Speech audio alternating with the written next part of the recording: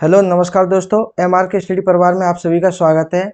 और जैसे कि हम हथियार सीरीज को लेकर चल रहे थे जो डीआरडीओ और आईयूसीएल के लिए है, जिनकी एग्ज़ाम आईयूसीएल जिसमें आईयूसीएल की एग्ज़ाम 6 नवंबर को है और जबकि डीआरडीओ की एग्ज़ाम लगभग शायद 12 नवंबर से स्टार्ट हो रही हैं।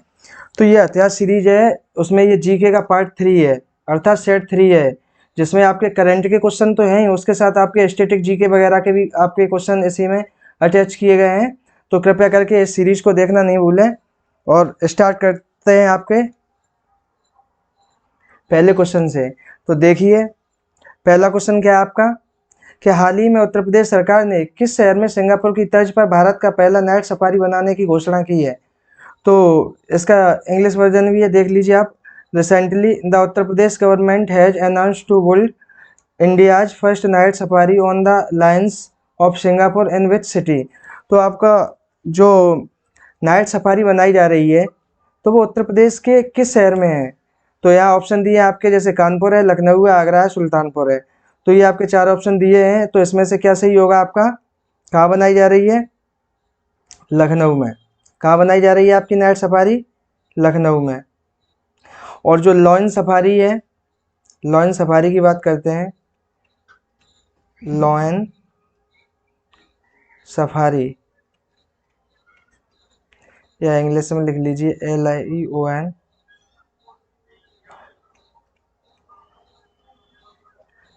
लॉयन सफारी ये कहाँ बनाई गई है आपकी, इटावा में। ये कहाँ है आपकी, इटावा में। और इटावा ही में आपका क्या पड़ता है, सेपई, जहाँ मुलायम सिंह का क्या है, निवास स्थान, जो हाल ही में ख़त्म हुए हैं। तो ये ध्यान रखना है आपको। अब हम बात करते हैं कि लखनऊ के बारे में। तो लखनऊ में हाल ही में किसका उद्घाटन किया है माननीय रक्षा मंत्री राजनाथ सिंह जी ने। किसका किया है, ब्रह्मोस मिसाइल। कौन सा, ब्रह्मोस मिसाइल का।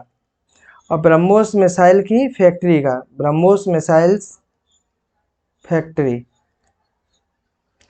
का उद्घाटन कहाँ किया है। अर्थात जो ब्रह्मोस मिसाइल है उसका अब निर्माण कहाँ किया जाएगा आपका, लखनऊ में किया जाएगा। तो ये ध्यान रखना, कहाँ किया जाएगा, लखनऊ में।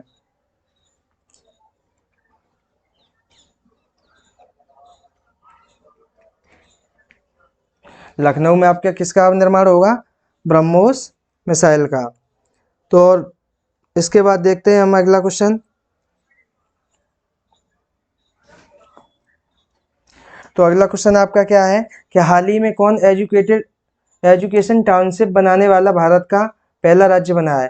कौन सा, एजुकेशन टाउनशिप। तो अब इंग्लिश में देख लीजिए। तो recently who has become the first state in India to create education township. तो कौन सा एजुकेशन टाउनशिप है ये, या कुल मिला के जो एजुकेशन टाउनशिप है वो क्या है आपका, जो शिक्षा को जो एजुकेशन टाउनशिप बनाया जा रहा है वो शिक्षा को और बेहतर बनाने के लिए, जैसा कि हमारे डेवलप कंट्रियों जैसे एज लाइक अमेरिका, जैसा कि अमेरिका में होता है। अमेरिका में शिक्षा का स्तर काफ़ी अच्छा है। तो उसी के आधार पर जो उत्तर प्रदेश सरकार है वो क्या करना चाह रही है कि एजुकेशन टाउनशिप एक योजना चला रहा है उत्तर प्रदेश सरकार, जिससे क्या होगा कि जो हमारे शिक्षा का स्तर है वो कैसा होगा, मजबूत होगा और बेहतर होगा और ऊंचा होगा। तो यही अब हमारा देख लीजिए। तो इसमें इसका सही आंसर क्या होगा, उत्तर प्रदेश। जो एजुकेशन टाउनशिप है वो कौन चला रहा है, उत्तर प्रदेश। अब इसी के साथ हम बात कर लेते हैं कि उत्तर प्रदेश में जैसे फर्स्ट वैक्यूम सीवर सिस्टम कहाँ लगाया गया है। First vacuum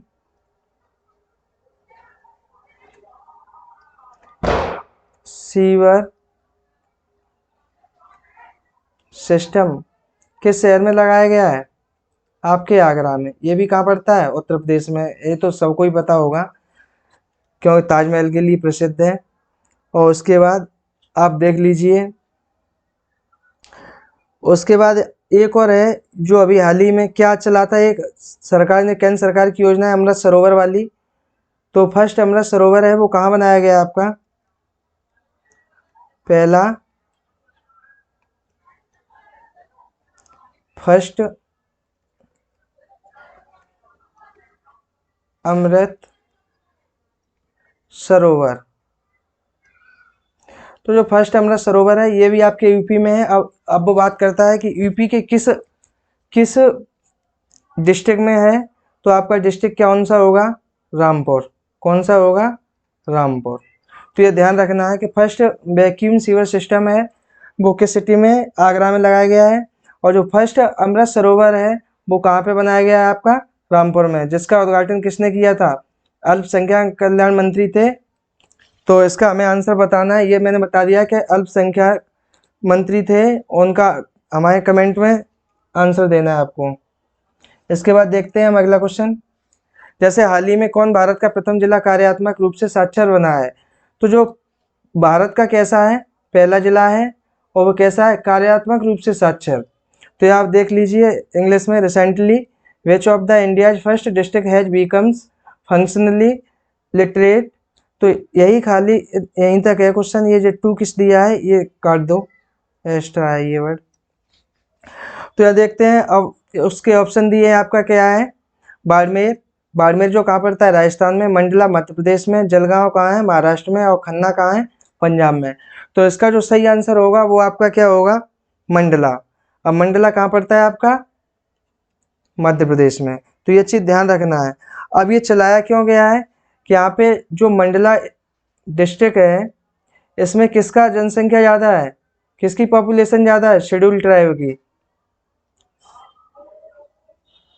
schedule tribe. तो शेड्यूल ट्राइब का पॉपुलेशन यहाँ पे कैसा है? ज़्यादा है।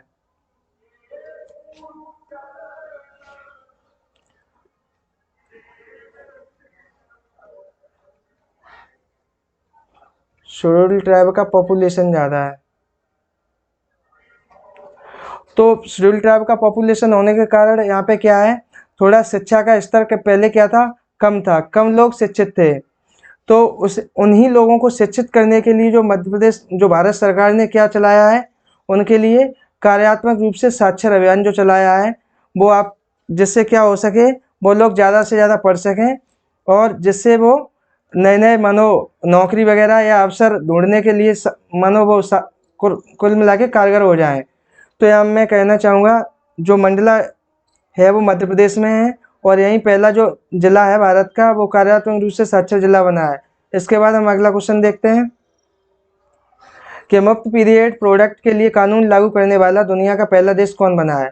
तो इसमें क्या है? मुफ्त पीरियड। और ये तो जानते होंगे कि जो पीरियड की जो एक ये भी साइकिल ही होती है क्योंकि हर एक निश्चित टाइम बाद आता है। तो इसमें क्या होता है, ये खासतौर पर महिलाओं के लिए है ये योजना।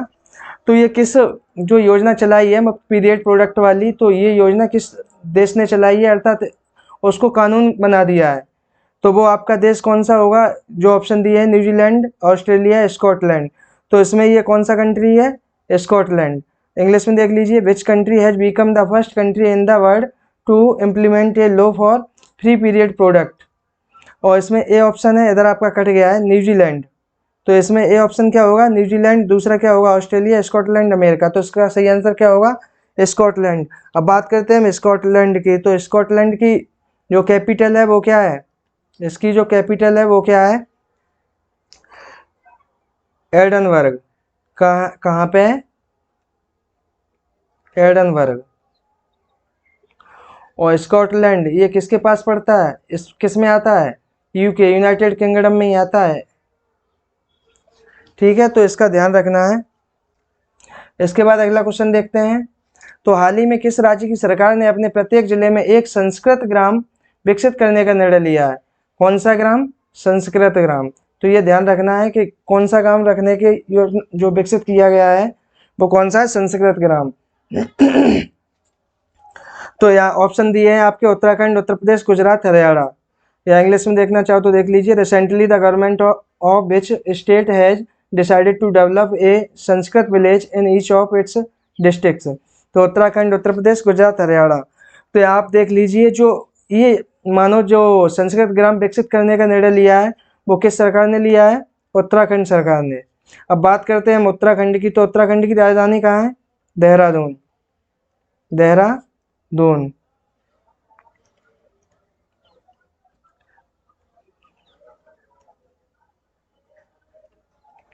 तो इसकी राजधानी कहाँ है? देहरादून। अब यहाँ हम बात करते हैं, तो देहरादून है, तो यहाँ के सीएम कौन होंगे, कौन है अभी वर्तमान में?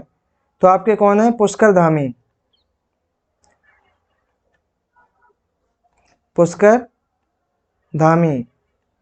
और ये चुनाव हारने के बाद भी मुख्यमंत्री बनाए गए थे। पुनः इनका क्या हुआ, एक दूसरी सीट खाली कराएगी, उस वहाँ फिर दोबारा चुनाव हुए और ये पुनः वहाँ से चुने गए हैं। तो और इसके हम बात करते हैं गवर्नर की, तो गवर्नर यहाँ कौन है? गुरमीत सिंह। गुरमीत सिंह। तो यहाँ के जो गवर्नर हैं वो हैं गुरमीत सिंह। तो यही सब चीज़ ध्यान में रखना है। इसके बाद देखते हैं अगला क्वेश्चन कि हाल ही में ऊर्जा मंत्रालय द्वारा किस राज्य में दुनिया का सबसे बड़ा तैरता हुआ सौर ऊर्जा संयंत्र बनाने की घोषणा की गई है? तो जो दुनिया का सबसे बड़ा अर्थात वर्ल्ड का सबसे बड़ा है और सोलर प्लांट है, तो वो देख लीजिए कहाँ बनाया गया है। तो recently which state has the world's largest swimming pool by the ministry of power? तो हुआ solar power plant has been announced. तो जो सौर ऊर्जा संयंत्र बनाने का घोषणा किया गया है, तो वो किस राज्य में है जो विश्व का सबसे बड़ा बनाया गया है? तो वो आपका किस में है? मध्य प्रदेश में। किस में है आपका? मध्य प्रदेश में। और है क्या? सोलर संयंत्र। और ये कैसा है, ये ध्यान रखना है, कैसा है ये? तैरता हुआ।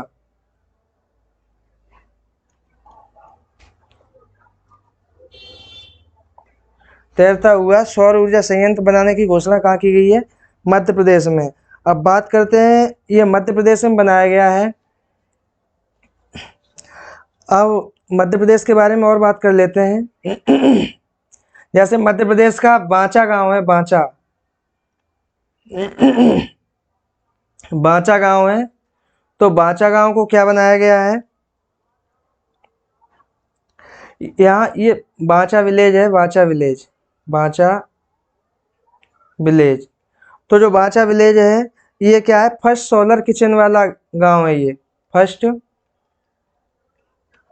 Solar kitchen. अर्थात जो बांचा गांव है, इसमें जितने भी घर हैं, सभी के घर क्या होता है? खाना बनाने के लिए सोलर किचन अर्थात सोलर रसोई का उपयोग किया जाता है। अब हम बात कर लेते हैं कि जो फर्स्ट सोलर एनर्जी से चलने वाला स्टोव था, वो किसने बनाया था? फर्स्ट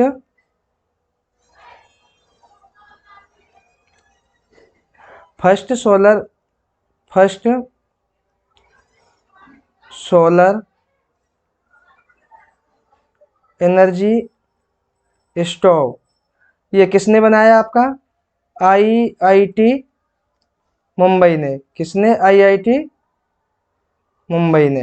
तो ये ध्यान रखना है कि पहला सोलर विलेज कौन सा, मतलब सोलर विलेज क्या है आपका? बांचा है, जिसमें क्या किया गया है कि प्रत्येक घर जो खाना बनता है वो किससे बनता है? सोलर से। ठीक है। और जो फर्स्ट सोलर एनर्जी वाला स्टोव बनाया है वो किसने बनाया है? आईआईटी मुंबई ने। इसके बाद देखते हैं अगला क्वेश्चन। सेमीकंडक्टर नीति शुरू करने वाला भारत का पहला राज्य कौन बना है? जो कौन सी नीति है आपकी? सेमीकंडक्टर नीति। तो ये हमें ध्यान रखना है। और सेमीकंडक्टर नीति जो शुरू करने वाला पहला राज्य है वो कौन सा आपका होगा? तो आपके ऑप्शन दिए हैं मध्य प्रदेश, गुजरात, महाराष्ट्र, कर्नाटक। और which has become the first state in India to start semiconductor policy. तो जो सेमीकंडक्टर होते हैं ये क्या होते हैं आपके? ना तो ये कुचालक होते हैं और ना ही सुचालक होते हैं। इसमें क्या होता है, जो मानो इलेक्ट्रिक एनर्जी फ्लो करती है वो किस में? बिल्कुल लो मात्रा में एनर्जी फ्लो करती है इलेक्ट्रिक एनर्जी इसमें। तो इसके बारे में देख लीजिए थोड़ा। अब बात करते हैं हम, जैसे गुजरात है, जो नीति लागू करने वाला कौन सा है? गुजरात। तो गुजरात की बात करते हैं, तो गुजरात में क्या है? और तो जो इंडिया का फर्स्ट सोलर विलेज है, इंडियाज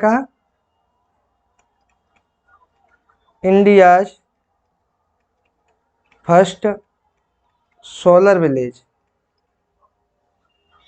जो इंडिया की फर्स्ट सोलर विलेज है वो आपका कौन सा है? मोढेरा। कौन सा है आपका? मोढेरा। अब मोढेरा है, अब ये गुजरात के किस जिले में पड़ता है? तो महसाणा, महसाणा। तो ये किस जिले में पड़ता है? महसाणा जिले में पड़ता है। और कुल मिला के यहाँ पे जो ऐसा गांव है जिसमें सारा कुछ किससे होता है? सोलर लाइट से होता है। जैसे मानो बिजली से, जैसे पंखे, कूलर, टीवी इत्यादि सारे जो मानो इलेक्ट्रिक वाले जो भी उपकरण हैं सारे किससे चलाए जाते हैं? सोलर एनर्जी से चलाए जाते हैं। और ये गांव कहाँ पे है? गुजरात में है। कौन सा गांव है? तो मोढेरा गांव है। किस जिले में है? तो महसाणा में है। तो ये ध्यान रखना है।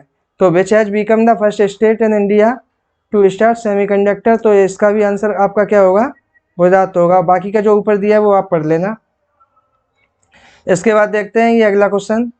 National national stock exchange NSC के नए एमडी एंड सीईओ कौन बनाए गए हैं?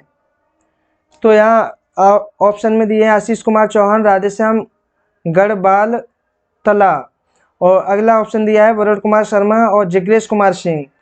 तो इंग्लिश में देख लीजिए, who has become the new MD and CEO of national stock exchange NSC?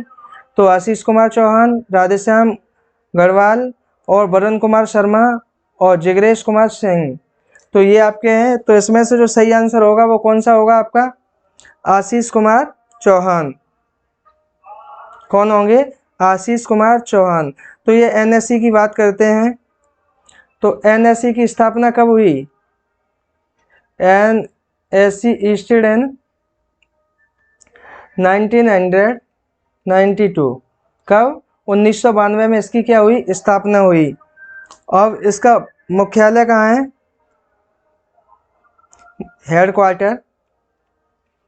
Headquarter इसका कहाँ है? मुंबई में। कहाँ पे है? मुंबई में। तो कुल मिला के एनएससी का जो एमडी और सीईओ वो कौन बना है? आशीष कुमार। एनएससी की स्थापना कब हुई? 1992 में। इसका हेडक्वार्टर कहाँ है? मुंबई में। और ये शेयर मार्केट का काम करता है। या इसके बाद देखते हैं अगला क्वेश्चन।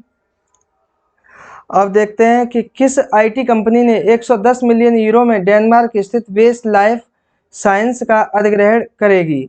मानो ऐसी भारत की कौन सी कंपनी है, अर्थात इसमें जो भी कंपनी दी हुई है वो कौन सी कंपनी है जो 110 मिलियन, कितने में? आईटी 110 मिलियन यूरो में डेनमार्क स्थित बेस लाइफ साइंस, या स्पेस है बीच में, काम है। तो यहाँ क्या है? बेस लाइफ साइंस कोई कंपनी है, उसका क्या कर लिया है इसने? अधिग्रहण कर लिया है। कितने मिलियन यूरो में? 110 मिलियन यूरो में। तो ऐसे कौन सी कंपनी होगी? तो which IT partnered with the Denmark based base life science for 110 million euros? तो विप्रो, इन्फोसिस, और ये आपकी एसेंचर और टीसीएस। तो ये आपको ध्यान रखना है। तो इसका जो सही आंसर होगा वो क्या होगा आपका? इन्फोसिस। अब बात करते हैं हम इन्फोसिस के बारे में। तो इन्फोसिस का जो स्थापना है वो कब हुआ था? इन्फोसिस का स्थापना हुआ था आपका 2 जुलाई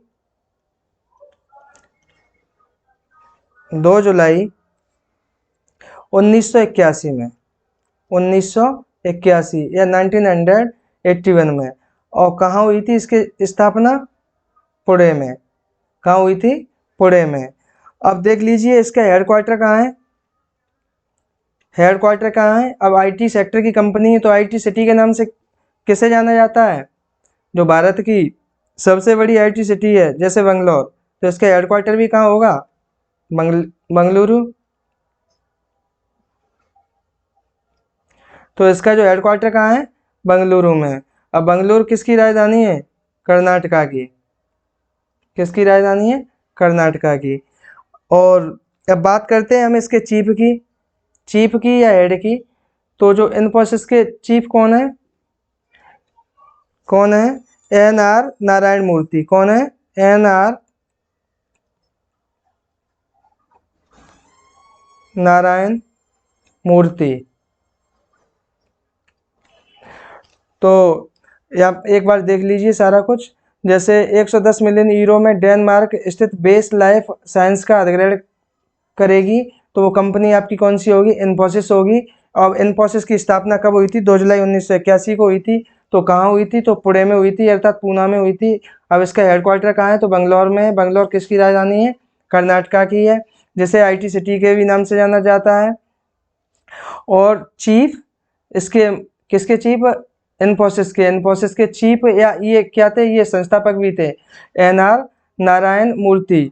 तो इसमें और भी इनके जो पार्टनर थे, तो सबसे बड़े पार्टनर यही थे, और इन्हीं का जो मेन ओनर जाना जाता है वो इन्हीं को ही जाना जाता है। तो इसी तरह ये आपके 10 क्वेश्चनों का क्या हुआ, जो साइंस का वो सॉरी जीके का तीसरा क्लास था वो ख़त्म होता है यहीं।